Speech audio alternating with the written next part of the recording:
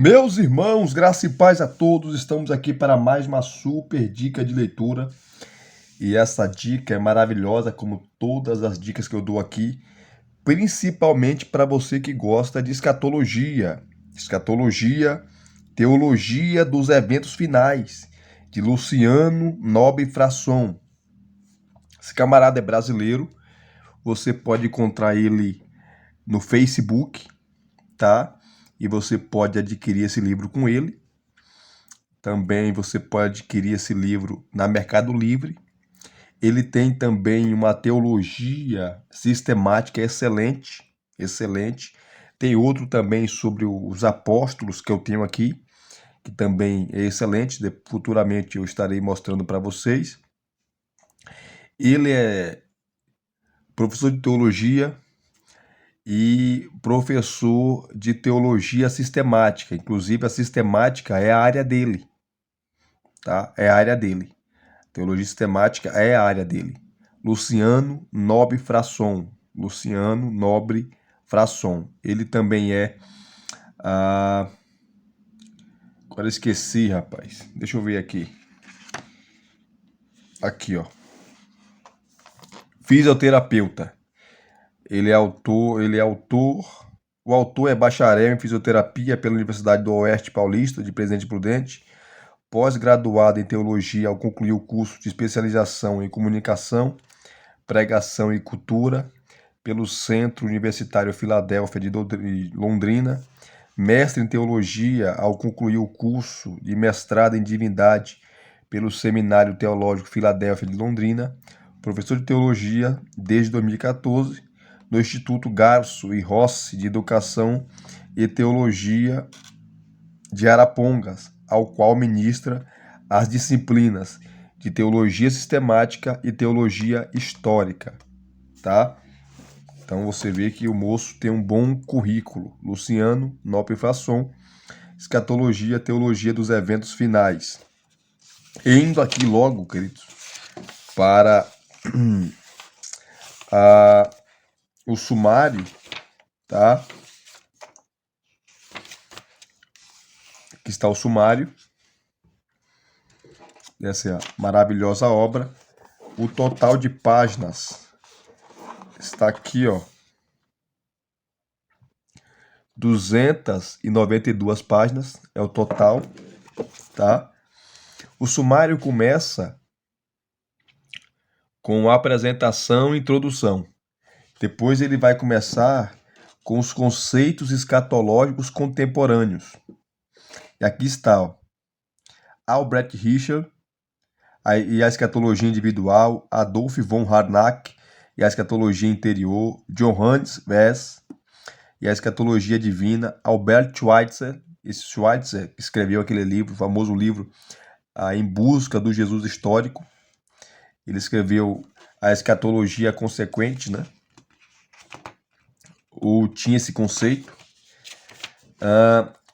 C.H. Dodd, que é Charles Harold Dodd, e a escatologia realizada, Karl Barth, e a escatologia vertical, Oscar Cullmann, e a escatologia equilibrada, Rudolf Bultmann, e a escatologia atual, Jürgen Moltmann, e a escatologia futura. Depois você tem aqui, ó, a história milenista, como surgiu o amilenismo, tá? Depois você tem a história pós-milenista. O pós-milenismo começou aí com Ticônio, né? Ele vai falar aqui o surgimento do pós-milenismo, né? A origem. Você pode pausar o vídeo para ler, para eu ganhar tempo aqui, tá? Aí você tem a história pré-milenista, como começou o pré-milenismo, né?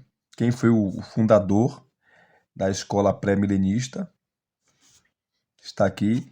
Depois você vai ver, ele vai falar aqui, ó, a história pré-milenista dispensacionalista, que defende o milênio literal e as 7 dispensações. E quem é dispensacionalista também é pré-tribulacionista. Então ele vai falar aqui o pré-milenismo no século XIX, John Nelson Darby e por aí vai. Está aqui. É o capítulo 5, né? Vai falar também da Bíblia de Scofield e os institutos bíblicos no século XX, tá? Depois, ele no capítulo 6 aqui, ele vai falar dos principais proponentes das correntes milenares, ou das correntes que defendem o milênio. Aqui está os amilenistas, pós-milenistas, pré-milenistas, tá? Ele vai falar do pré-milenismo histórico e o pré-milenismo dispensacionalista e pré-tribulacionista, que é a maioria aqui no Brasil. Depois, no capítulo 7, ele vai dar, isso aqui é interessante, tá? Um estudo sistemático da doutrina amilenista, tá? Como o amilenismo entende a escatologia, né? Como eles leem o Apocalipse e a escatologia. Aí tem a introdução ao sistema, e aqui você vê, no amilenismo só existe uma única ressurreição, tá? Uma única volta de Jesus. Cristo já volta e para estabelecer o estado eterno, julgar os ímpios. A ressurreição é uma só. Então ele vai dar um estudo sistemático aqui da doutrina amilenista. Depois, no capítulo 8, ele vai falar e dar também um estudo sistemático da doutrina pós-milenista. Tá? O pós-milenismo está aqui, ó. Vocês podem pausar o vídeo aí para vocês lerem, tá? Aqui, ó. Depois, o estudo sistemático da doutrina pré-milenista. Se você defende o milênio literal, assim como eu, ele vai dar uma excelente introdução ao sistema pré-milenista, tá? Que é o pré-milenismo histórico, primeiro que ele fala, né? O pré-milenismo histórico, eles creem também em uma única vinda de Cristo, não creem em duas vindas ou em duas fases, né? Que é duas vindas.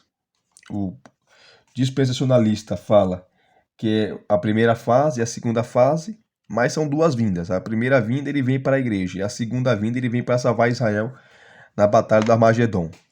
Eu já defendi essa linha, hoje não defendo mais, porque eu entendo que ela não é bíblica, né? Tem muita especulação, com todo respeito, claro, né? Está aqui o sistema pré-milenista histórico. Depois ele vai trabalhar, né, o estudo sistemático da doutrina dispensacionalista, tá? Que é o dispensacionalismo pré-tribulacionista, que ele vai trabalhar essa questão aqui. Como eu falei, vocês podem pausar e lerem. Depois ele vai, no capítulo 11, ele vai dar o histórico e métodos de interpretação do Apocalipse, tá? Vai falar das escolas, das 4 principais escolas, tá? Aqui ele vai trabalhar combinando os métodos de interpretação do Apocalipse. Não dá para você interpretar o Apocalipse usando um único método. Não dá. Todos os métodos você vai ter que usar. Preterista, idealista, ou simbólico, né? Historicista e futurista. Todos. Porque se você escolher um e desprezar os outros, você vai ter problema. Porque todas as escolas têm pontos fortes e pontos fracos. Todas. Então você vai ter que usar todas as escolas para você interpretar o Apocalipse. Então é o que é o capítulo 11. O capítulo 12, ele vai agora, de uma maneira maravilhosa, né, fazer uma exposição da visão amilenista, da visão pré-milenista e da visão pós-milenista. Do capítulo 20 de Apocalipse. Então aqui, ó, ele vai falar aqui, o Apocalipse na visão amilenista, pós-milenista, tá? Então primeiro ele vai dar um apanhado aqui, tá, do livro, que é praticamente são parecidos. A visão amilenista e a visão pós-milenista. O que vai mudar é em relação ao milênio, tá? Porque para o amilenista nós já estamos no milênio, que é o governo de Cristo, é o reinado espiritual de Cristo e da igreja. Para o pós-milenista, o milênio é uma era dourada do crescimento e do avanço do evangelho, onde o mundo todo será cristianizado, e depois dessa era dourada, Cristo volta. Por isso que tem essa expressão pós-milênio. Após essa era dourada, Cristo retorna. Essa é a visão pós-milenista. Tá? Depois do capítulo 13, ele vai trabalhar o capítulo 20 de Apocalipse na visão amilenista, como eu falei, a visão pós-milenista e a visão pré-tribulacionista. Então tá aqui, ó. Apocalipse 20 na visão amilenista e pós-milenista. Então ele vai trabalhar até o versículo 15, tá? Até o versículo 15 do capítulo 20. Então, como a milenista entende o capítulo 20 de Apocalipse? Aí tem os versos de 1 a 3, 4 a 6 e assim vai, tá? Depois, o capítulo 14. Aqui, esqueci de citar, né? Apocalipse 20 na visão milenista e pós-milenista. E o capítulo 14, o Apocalipse na visão pré-milenista, tá? Diferenças de interpretação entre os históricos, os pré-milenistas históricos e os pré-milenistas dispensacionalistas e pré-tribulacionistas. Ele vai tratar aqui também. O capítulo 15, Apocalipse 20 na visão pré-milenista, tá? Que é o pré-milenismo histórico, né? Primeiro, capítulo 15, verso a verso, tá? Depois, no capítulo 16, ele vai trabalhar o Apocalipse 20 na visão pré-milenista dispensacionalista, que é a visão pré-tribulacionista, que entende que a igreja não passa a grande tribulação. Aí você tem considerações finais, referências e apêndice. Tá? Então são 292 páginas. O apêndice, que é a página 267, deixa eu mostrar para vocês aqui. 267. Aqui são as referências, as obras que ele usou para escrever. Muitas delas eu tenho aqui, tá?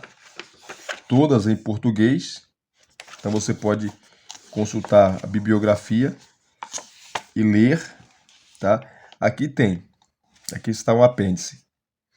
Introdução à escatologia, o termo escatologia,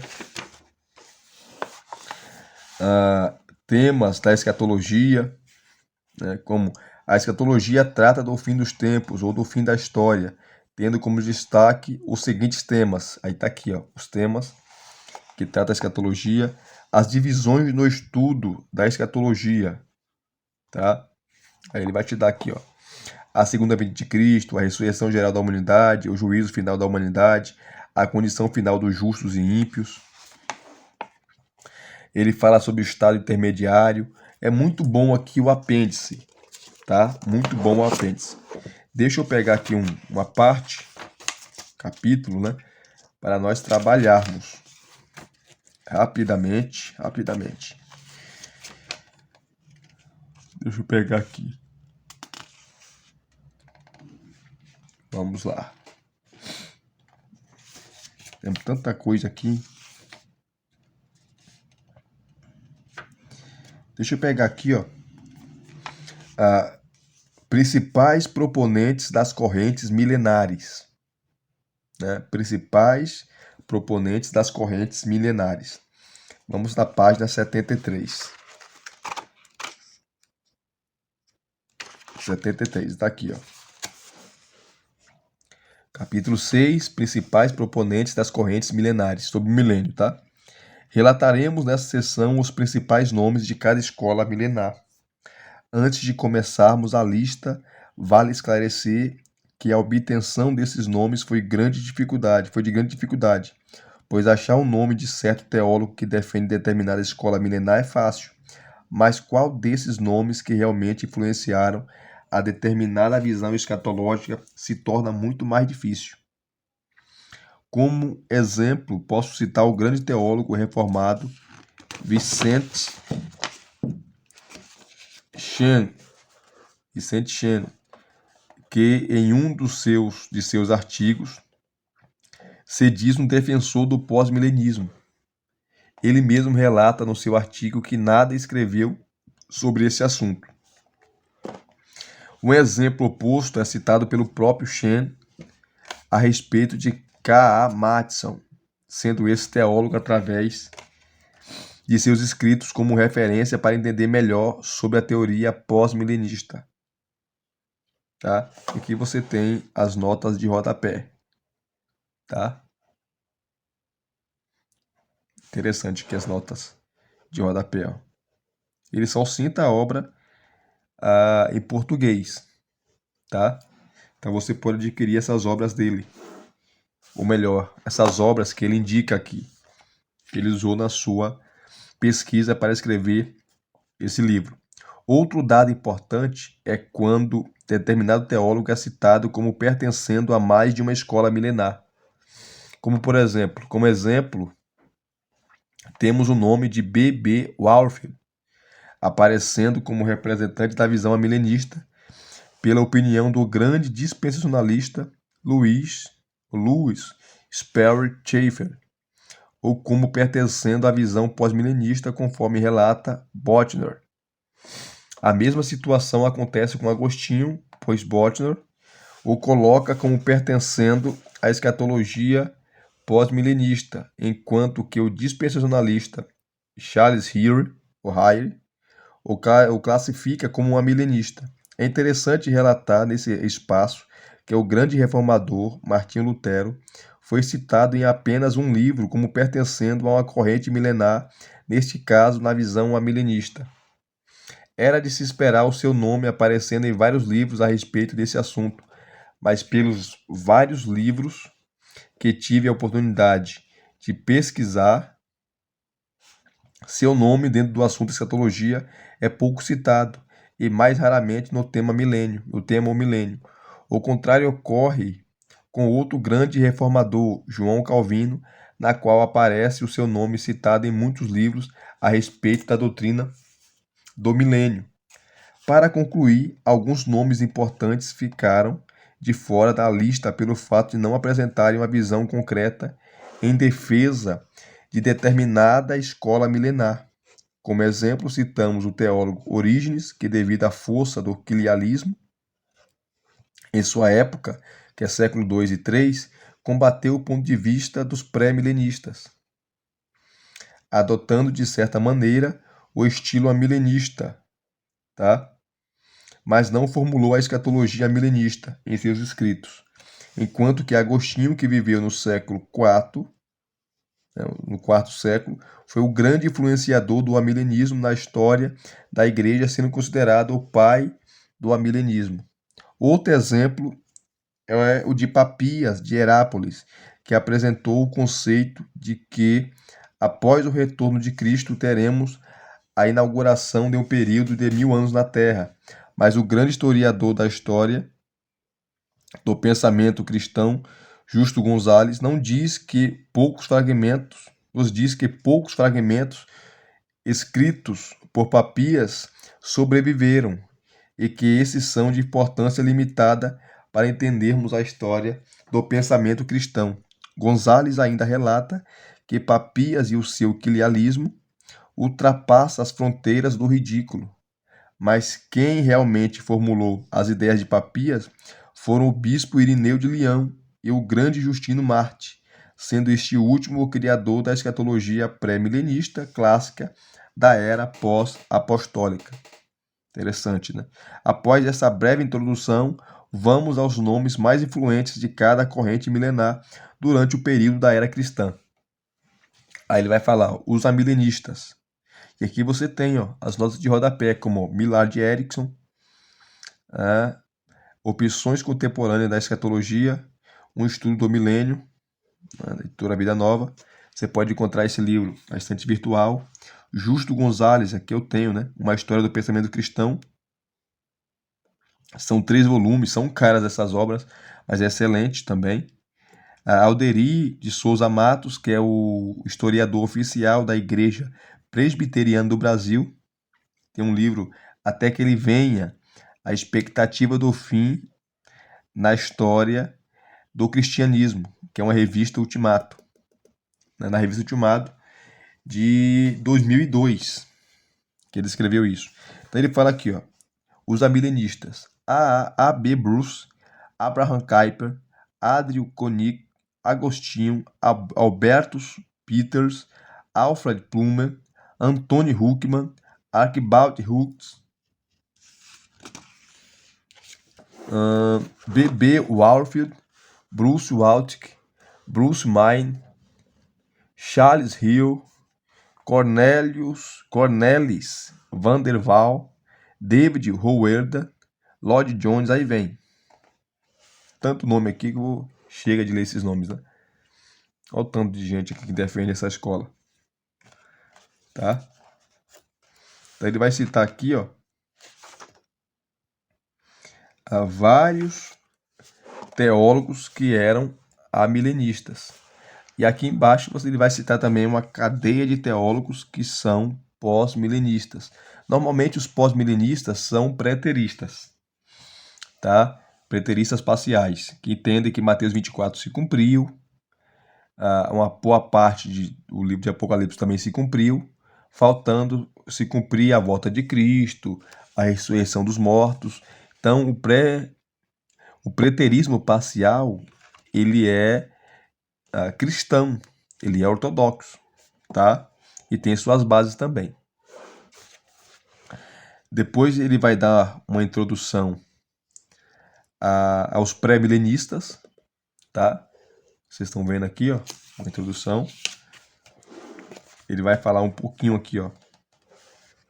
Ou melhor, vai citar os pré-milenistas históricos, aqueles que creem no milênio literal, mas creem que Cristo só volta uma única vez. E aqui ele vai falar dos dispensacionalistas, aqueles que defendem as 7 dispensações, né? Que são inocência, consciência, governo humano, patriarcal, lei, graça e milênio. E normalmente não, todos os dispensacionalistas são pré-tribulacionistas, né? Como ele fala aqui, ó. Então aqui ele vai citar os nomes, tá? De vários teólogos que são ou foram, né, dispensacionalistas e pré-tribulacionistas. Isso aqui é interessante, né? Para você saber. Aí vem o capítulo 7, que na sequência ele vai dar para você um estudo sistemático, né, da doutrina amilenista, o pensamento amilenista. Como pensa um amilenista em relação à escatologia. Então ele começa com uma introdução ao sistema milenista e aqui embaixo ele sempre vai te dar as notas de rodapé. E como eu falei, as obras que ele cita aqui, todas estão em português. Então você pode adquiri-las. Né? Adquiri-las. Aí vem aqui, ó. O sistema escatológico defendido pelos amilenistas é de que não haverá um reino terrestre de Cristo de 1000 anos de duração. O milênio não é literal, tá? Mas simbólico.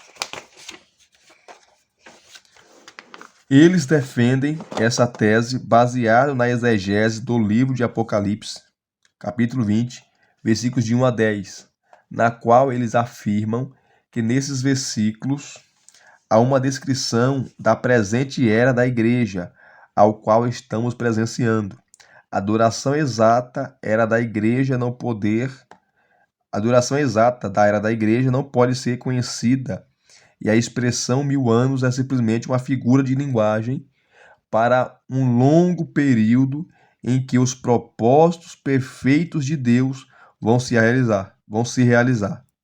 O Wayne Grudem, que é pré-milenista histórico, define o termo milenista como a presente era da igreja, que terá continuidade até o tempo da volta de Cristo. Inclusive, os amilenistas não gostam desse termo, né? Amilenismo, porque o sufixo A, o prefixo A, significa não milênio. Mas eles creem no milênio, não no milênio literal. Então eles gostam dessa expressão milênio realizante, que ele vai se realizando, esse governo de Cristo, tá? Espiritual, governando o mundo e a sua igreja, e vai chegar ao clímax quando Cristo voltar, tá? Então aqui ele vai definindo, né, o que é o amilenismo, né? Interessante aqui, um estudo sistemático muito bom do que é o amilenismo. Depois ele vem trabalhando, né, a ressurreição amilenista, que é uma única ressurreição geral, que eles entendem, né? Que é interessantíssimo. Depois, tribulação e apostasia. A igreja passa a grande tribulação, porque tanto o pós-milenista como o milenista creem que a igreja passa a grande tribulação por completo, tá? E eu também acredito nisso, apesar que, como pré-milenista histórico que eu sou, eu defendo, evidentemente, que a igreja passa a grande tribulação. Você pode ter certeza que a igreja não sai antes, querido. Não sai antes. E, infelizmente, meus amigos e irmãos pré-tribulacionistas vão ficar decepcionados, porque Cristo não volta antes. Isso aí eu tenho certeza absoluta, porque quem diz isso é a Bíblia. Sou eu. Aí vem aqui, ó, a conversão do povo de Israel. Romanos capítulo 11, né? Fala sobre isso. Aí vem aqui a escatologia milenista. Depois, os sinais dos tempos, na ótica, né? A milenista. Então, é um estudo bem sistematizado para você que tem dificuldade de estudar escatologia, de entender escatologia. Esse livro vai te ajudar muito, tá? Acabando aqui, ele vai, no capítulo 8, dando continuidade, né, a série de estudo sistemático. Agora ele vai dar para você um estudo sistemático da doutrina pós-milenista, tá? Ele começa com a introdução ao sistema pós-milenista, tá? E ele começa explicando, né? Aí vem aqui o período de prosperidade espiritual, que é esse período que o evangelho vai crescendo, vai avançando, vai dominando o mundo. Metade do mundo será convertido, né? Haverá conversões em massa. Esse é um milênio, essa era dourada, de ouro, de muitas conversões, o evangelho crescendo, ninguém para o avanço do evangelho, tá? E após esse período dourado, por isso que é pós-milênio, pós-milenismo, né? Pós esse período, Cristo volta. Aí você tem aqui o avanço do evangelho e o crescimento da igreja.